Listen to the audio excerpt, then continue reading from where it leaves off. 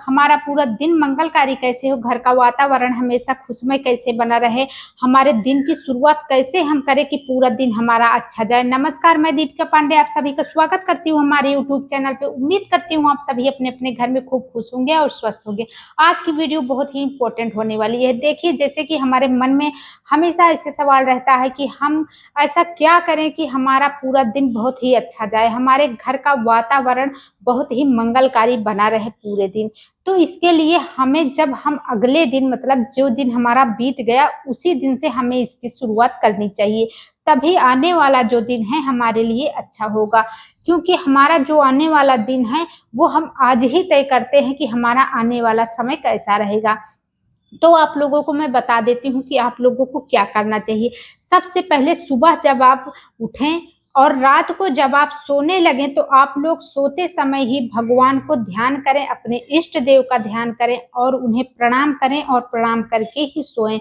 आपके दिन के जो भी अच्छे बुरे कर्म हैं उन्हें याद करिए और अपने भगवान को समर्पित कर दीजिए। हे प्रभु, जो भी हमसे अच्छा बुरा आज के इस पूरे दिन में आपने करवाया वो सारे कर्म मैं आपके चरणों में समर्पित करता हूँ या फिर करती हूँ। और फिर ऐसा करके आप लोग सोएं। देखिए, जो पहले के लोग हैं वो तो ऐसा करते ही हैं, लेकिन आज की हमारी जो जनरेशन है, आज की जनरेशन भी बहुत जागरूक हो गई है।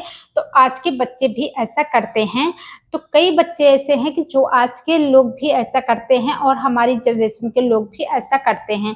तो ऐसा करेंगे आप लोग। फिर जब आप लोग सुबह उठिए, आप लोगों की आंख खुले तो आप लोगों को क्या करना है, आप लोगों को सुबह उठते ही आप अपनी आंख बंद करिए और बंद करने के बाद आप अपने हाथों को ऐसे जोड़िए। जोड़ने के बाद आपके हाथों में अर्धचंद्राकार आकृति बन जाएगी। मैं आप लोगों को दिखाऊं, देखिए इस तरीके से आप लोगों को दिख रहा है, अर्धचंद्राकार आकृति बनी है ना।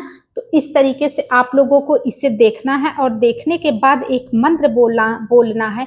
कराग्रे वस्ते लक्ष्मी, कर मध्य सरस्वती, कर मूले तु गोविंदा, प्रभाते कर दर्शनम। इस तरह से मंत्र बोलने के बाद आपको जो ये अर्धचंद्राकार आकृति बनी है उसे चूमना है और चूमने के बाद ऐसे माथे पे लगा के अपने इष्ट देव को प्रणाम करना है। प्रणाम करने के बाद आप लोगों को जो भी आप लोगों का स्वर चल रहा हो, दाहिना स्वर चल रहा हो तो आप लोगों को दाहिना पैर आगे धरती पे रखना है, और अगर बायां स्वर चल रहा हो तो आप लोगों को बायां पैर अपना धरती पे रखना है। और रखने के बाद धरती माता को, जो अगर सुहागन स्त्रियां हैं वो इस तरीके से अपने आंचल से माँ धरती को 5 बार प्रणाम करें और प्रणाम करने के बाद अपने आगे की दिनचर्या करें।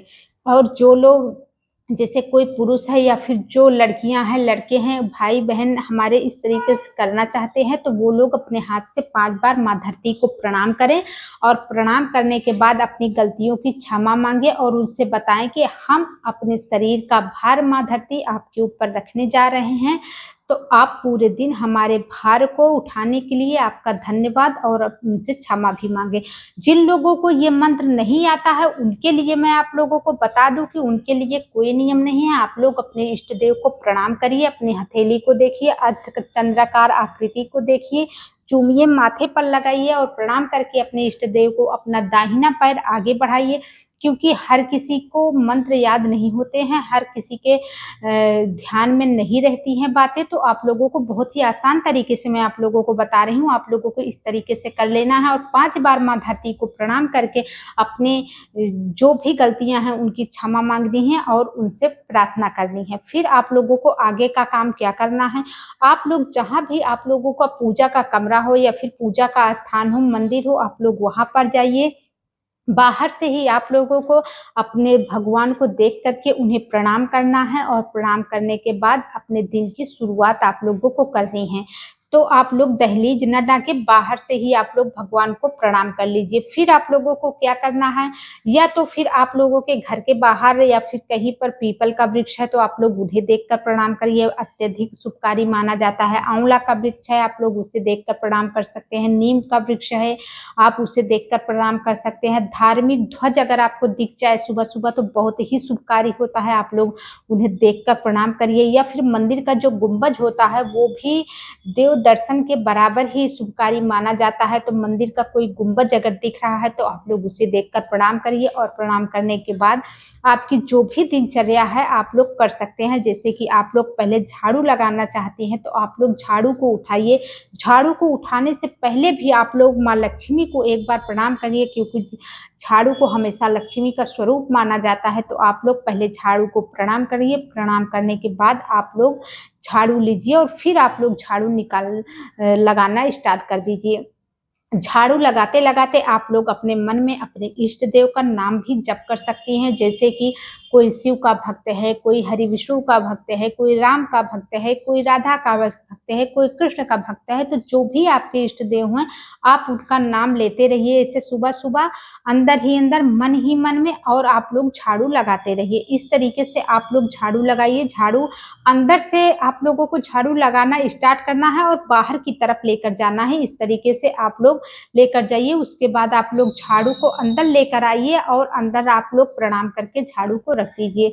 फिर उसके बाद आप लोगों को नहाना है, खाना बनाना है, चाय वगैरह, नाश्ता, बड़े बूढ़ों को दवाई वगैरह जो भी देना है, क्योंकि जो औरतें होती है घर की लक्ष्मी होती हैं, तो आप लोगों को इस तरीके से कर देना है। फिर आप लोगों को चाय नाश्ता जो भी बनाना है, बच्चों को टिफिन बनाना है, पति के लिए भोजन बनाना है, या फिर कोई ऐसा है जिसे स्कूल जाना है, हॉस्टल जाना है, कहीं जाना है, तो आप लोग इस तरीके से अपना कार्य शुरू कर सकते हैं।